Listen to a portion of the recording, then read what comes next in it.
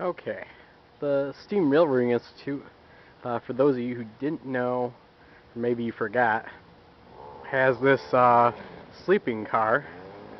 It's a former C&O 10-6 style sleeper, number 2624, built about, I think it was 1950 was the year, uh, by Pullman standard, and it's pretty representative of the time, late 40s, early 50s, when train travel was so common. We're gonna go inside now, show you around. This car, like I said, was built around the time that automobile travel was becoming more and more popular, and but it served up until Amtrak in 1971, and after that it was privately owned, I believe, and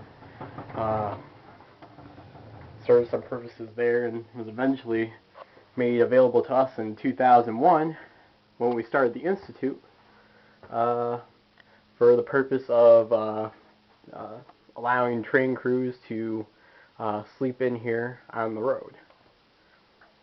And this is going to be just a tour of what things look like in here. So we just entered from the platform. Looking back through the window there, you can see car 147, the former Mark car, that we're leasing from the B&O Railroad Museum in Baltimore for another couple of years. As you can see, one of the light fixtures is hanging down because it needs to have a replacement put in. So it's having some work done there. Going to be cleaning out the next few days for use in summer trips coming up later. Most notably the Howell trip for the Melon Festival in August. And anyway, coming through the car here, see the different things. We're going to head down this way and look at the different berths. They got 10-6 stands for there's 10 basically roomettes and 6 double bedrooms, which is really just 3 bedrooms that are split. So coming in here, we can see how small one of these roomettes is. Very cozy if you're a small person, and if you're larger than that, you probably want a bigger room. But back in the day, this is how 1 or 2 people traveled, just in these little compartments here. Got the seats, and one thing about this seat is there's actually the toilet underneath. As you can see there, it just hides away. And also, back in the day, there's some signs in here, some of the other berths that aren't in this one for some reason, but it says not to flush while you're in the station, because back when this car was built, there were no tanks under the car to hold the sewage. It just went out on the tracks, which is another reason why you shouldn't be playing on the dirty railroad tracks back in the day. Now it's just mainly for safety reasons. But here's the sink, and yeah, it's pretty simple. Very small faucet that's in here, and you got the handle, and for hot and cold, and then this flips down, and it's used as a table. So pretty simple, and convenient. There's a light, and up here is where you store your baggage. There's a mirror here, and yeah, it's got the cabinet underneath. And one of the great things is you can control your own temperature. You got your hot and your cold. You got a fan as well that's up above, and you got your own lights, and you even got an outlet too, just like at home, so you can plug your stuff in.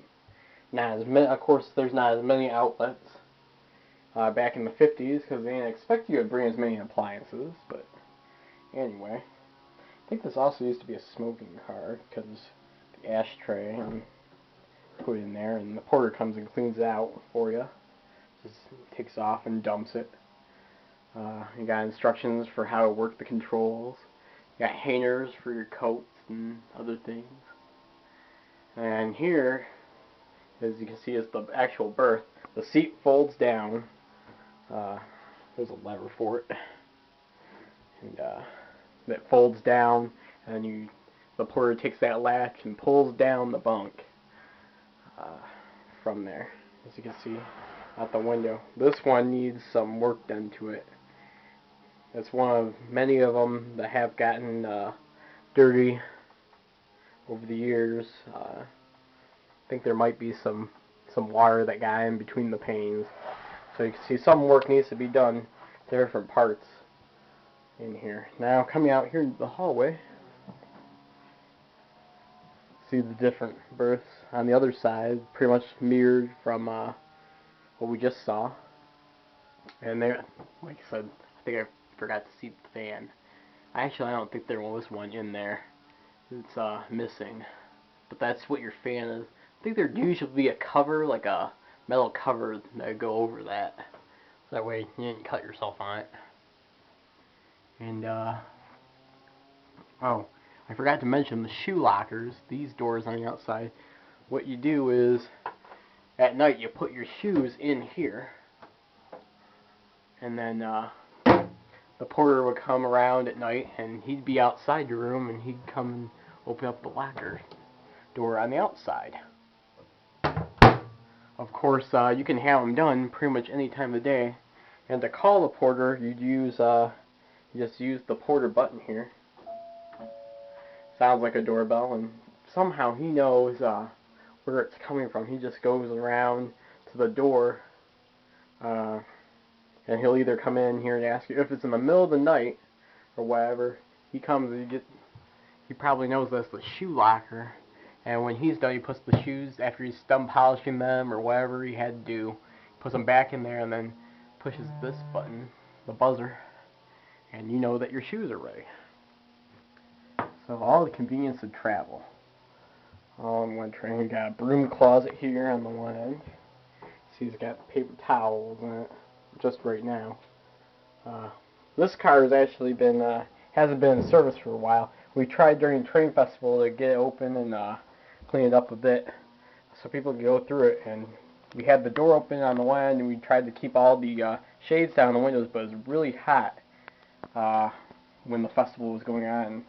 People weren't in here very long, but you probably won't want to be here without air conditioning anyway. The air conditioning is not on now, but it's a bit of a milder day than it has been recently, so that's why I'm in here now. See, we got the housing for where the fire extinguisher would be, and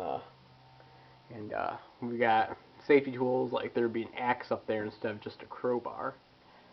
Yeah, this section where the hall turns from the roomettes to the double bedrooms on the one end here is where the porter would hang out. He's got a little seat here that folds up, because he'd either, at night, he'd just take one of the empty rooms if there was one and sleep in there, but during the day this would be his work spot. Try and be at the beck and call of the passengers when that was occurring. This is where he'd come usually to shine the shoes. As you can see, the number boards and the nameplates are all in here. They're not on the outside of the car because there needs to be some body work done to it. The inside, like I said, has been worked on for the last few weeks by a couple of our volunteers, Larry and Robbie, and they've been in here cleaning head to toe this whole car. And they're really, because they did that, we can tell that there isn't a lot of painting that needs to be done in here. Just some touch-ups, like around here. They cleaned it real well. Some of these bedrooms need work on. This one is pretty close to being finished. This is one of the double bedrooms. On this side, see the mattress is blank, but over here, some of the volunteers have done it up to what the room should look like. See, the mattress has been covered with a little comforter there.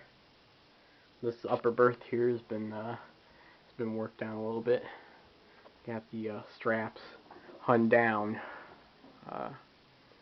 instead of hanging up like close to where that one should be. That one's now over a berth, but think that's because the berth was put up for some reason with those hanging out of it. Anyway, this one's got the surround kind of mirror. And of course this thing folds out too. Just like the other sink in the other room.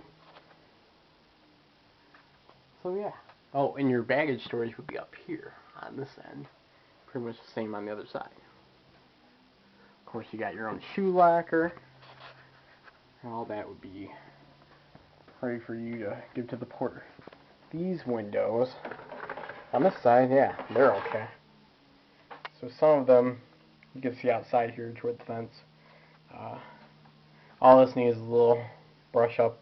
I think most of that's on the outside too. So yeah, these windows are in good shape here in the hallway. I forgot to mention, this is where they store the ladder for the upper berths, right in here in the doorway. So yeah,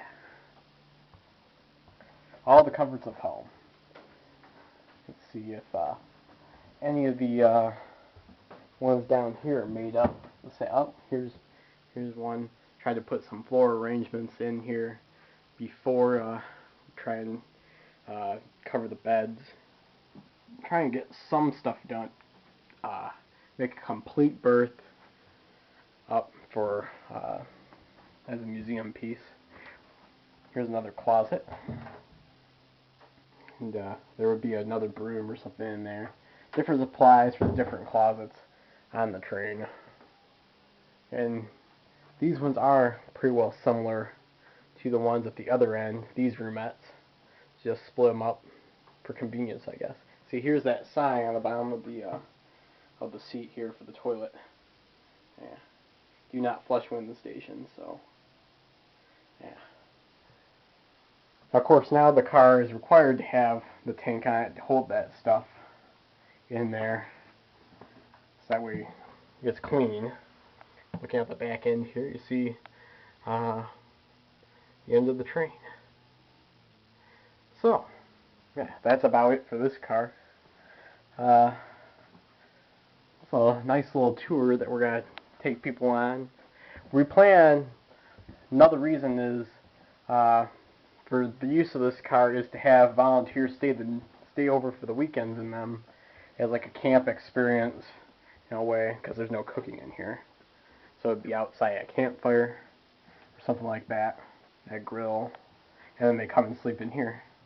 The plumbing's been worked on.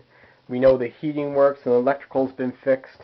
The only thing that remains really is getting the air conditioning up to boot. We found that it probably needs to have some replacements, so that means going on the undercarriage and getting that done. Oh, I forgot to mention here, this is an extra bathroom that goes in here. And for some reason you got a call button for the porter. I guess if you're having trouble, you call them. He'd probably have to call a doctor or something. This is where the light up number board access is also. They'd have like a number board for the car or for the train number or something in here. And here's the wire for the lighting. I don't think that's up there anymore. No. Yeah, the light's out of that. So if we ever replace the number board on that, we'd put the whole housing back in. And this is where they'd access it. It'd be screwed in here. Gives you a nice night light too, I guess, if you don't want to turn on the light and scare yourself in your own bathroom. But like I said, this is the public bathroom in the car. So okay. Also, we'd like to try and get the car on the road as our crew dormitory again, and possibly sell rooms in here to willing people who'd like the extra experience of being on the train. Hopefully we get the water fountain here fixed. You can't really see that because of the shadow that's here. But this would also be ice water, and that would have a light too. It's really nice car. So you got the closet, another closet in here. This is another supply closet. This one's got paper plates and stuff. So I guess really the camping experience is all packed away in here. So. Okay, and it even has automatic push button doors. These ones aren't working. Gotta have that fixed too. But Yeah, out here in the vestibule. See, it's got the Dutch doors and all that. And here would be the electrical cabinet itself. Yeah. See how old some of the stuff is. Some new wiring in there, but that's just recently. See the work light that comes on. It's kind of like a fridge. And it's like, close the door. You know, you're letting all the coolness out of the fridge. So yeah, it'd pretty much be the same thing. You can see how ancient some of this stuff is, the relays and all that. But this is how your average passenger car would have worked back in the 1950s. And of course, many of them still run like this today, but have newer components. And we're looking to have maybe some of these upgraded. But most of the stuff in the car works now. So, okay. So I think you get the idea. We're hoping to have it back out on the road when 1225 goes back out again. Hopefully that will be soon too. So, yeah. Take another look outside here. Yeah. Okay. Thanks for taking the tour.